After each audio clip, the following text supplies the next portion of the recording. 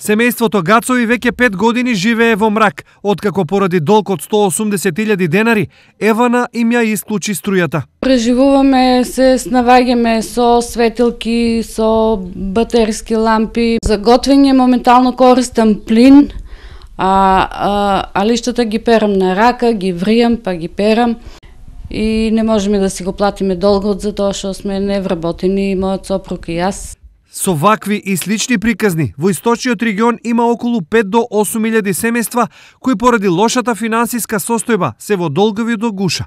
Сите тие шанса за нормален живот гледаат во најавеното отпишување на долговите од страна на државата. Кој се може да се надева на отпис на долговите? Законот предвидува отпишување на долговите на најранливата категорија граѓани, корисници на социјалната помош, корисници на постојаната парична помош, невработени лица кои бараат работа подолго од 12 месеци, лица изложени на социјален ризик поради смрт на брачен другар или поради инвалидитет.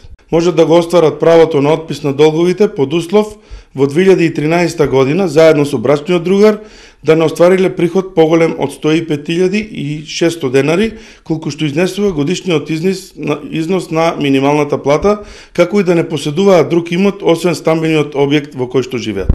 Отписот на долговите е на доброволна основа, а граѓаните имаат 30 дена рок да поднесат барање до центрите за социјални работи. За нас, за нашата фамилија значи многу, затоа што можеби ќе дојдеме некако до струја. Тоа е една огромна придобивка за сите нас и за цела Македонија, за тие што имаат, што се сиромашни, што немаат со што да си ги платат долговите.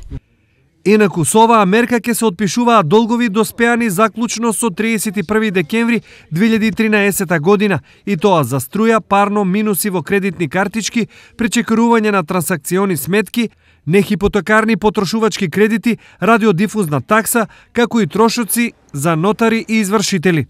Предпоставките се дека на ниво на држава ќе бидат поднесени помеѓу 50 до 100.000 барања за отпис на долгови.